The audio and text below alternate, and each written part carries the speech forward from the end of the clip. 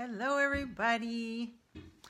I got inspired yesterday to just pop on here more often with more live streams. So my intention is to come in here pretty close to daily, probably except on the weekends.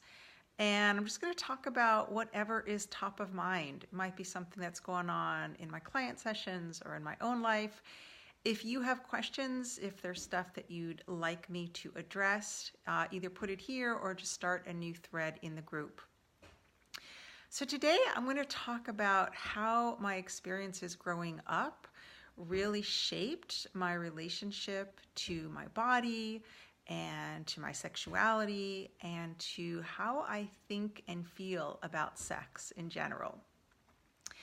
So I did not grow up in a religious household. My dad was actually really emphatic about not doing that to his children because he felt like that had been done to him as a kid, and he just didn't, that was just not something he was going to do. So the reason that I mention that is because religion is often really infused with a lot of shaming notions about the body, about pleasure, and about sex.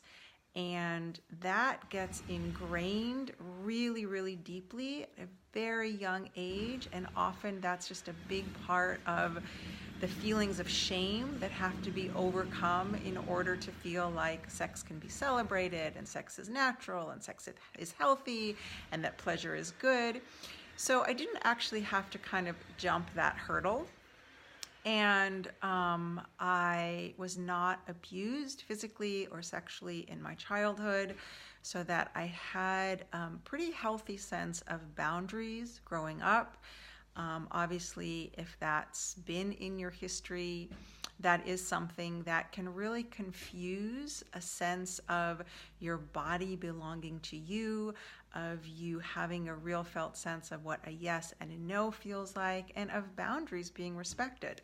So although that's a big part of what I support my clients to heal from, if it is in their history or their past, I feel like for me, part of what it enabled me to do is just to really grow up with my yes and my no really honored. I was pretty clear about what a no felt like, and I wasn't really shy about expressing it. And my parents allowed me to do that. I mean, in some ways, I was kind of a force to be reckoned with, but they didn't really attempt to squash that or to criticize me. So I got to have the experience of feeling honored and respected in boundaries. That's a really big part of being comfortable around sexuality, because the more trusting we feel with our boundaries, actually, the more fluid and wider they can be. And the other thing is that my mom was just really committed to making sure that both my sister and I felt really good about our bodies and about our sexuality. She was, she probably would have termed herself a feminist. And it was just really important to her to educate us and to make sure that we didn't feel shame about our bodies. So I remember even as a young child, she would draw these pretty extensive diagrams about the ovaries and the uterus. And, like she just wanted us to have a sense of, this is your body, this is normal, this is natural, this is what it's designed for. And she also didn't shy away from, talking about pleasure as a really healthy, normal thing. And what all of those things did, how they all kind of conspired and contributed to some of my just like attitudes and feelings about sex and about sexuality, is that it all felt very normalized. I sort of grew up with the impression and the messages that sex was okay, and being a sexual being was okay, and experiencing pleasure is okay. And I've always been kind of like a pleasure junkie and a very sensual creature. I liked a lot of touch as a kid. I liked sitting in relatives' laps. I remember that my mom had a friend who I really liked. Whenever she would come over and visit, I would ask her to scratch my back. It's actually still one of my favorite things. I really like being scratched. And she would just like scratch my back, and it was very satisfying. It was very soothing. And my mom never made me feel like that was inappropriate or it wasn't okay to ask or that I was somehow, like behaving inappropriately. So it all kind of like helped me feel that this was all normal and natural, and it was good to receive pleasure and to have affection, and I wasn't shamed for those things.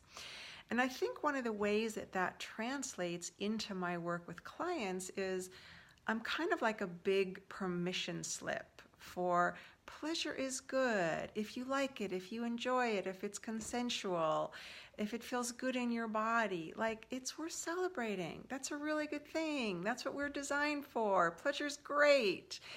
And if there is stuff that needs to be worked through, or blocks around receiving, or blocks around sensation, or blocks around feeling safe enough, because pleasure actually happens in a relaxed body. It happens when my body is open and receptive, not when I'm holding or guarded.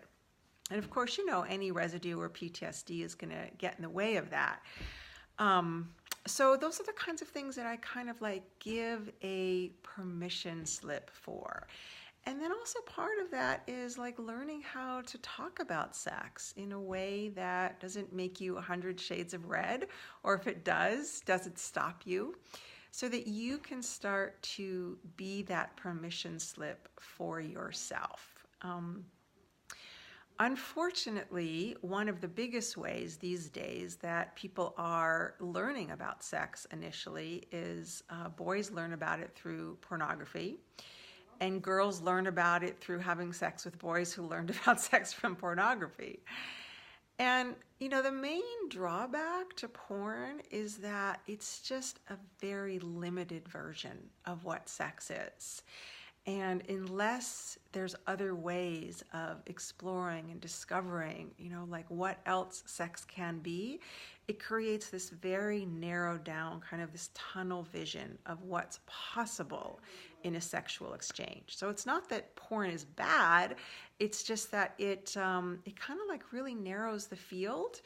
And I mean, there also are all these studies that it's addictive, and it lessens the capacity to feel sensation besides the kinds of sensation that porn displays and advocates. So I am a big fan of expanding like the repertoire for what sex can be, what you enjoy. And one of the ways to do that is to get curious. There are some really great books about sex, about how to have extended orgasm, about how to expand pleasure, about pretty much whatever you wanted to read about these days. It's out there. So that's certainly one way.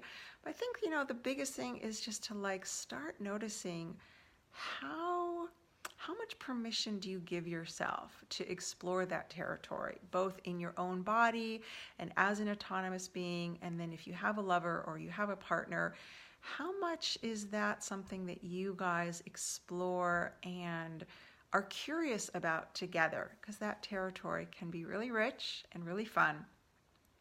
So when you pop on, don't just let me know that you're here. I want to hear more than just, hi, Lisa. I want to know your thoughts and your questions and your comments. Again, this group is a place to practice being visible, talking about the stuff that you might not necessarily talk about on the daily, but it's a good place to do that here, and it's safe to do that here, and it's good practice. So share with me one of your takeaways, one of your edges, one of your discoveries. If you want to say something about some of the messages that you received as a child and how that shaped and informed your relationship to sexuality, I'd love to hear that. It's good to kind of start talking about that stuff and leave the shame and the self-consciousness and the embarrassment over there.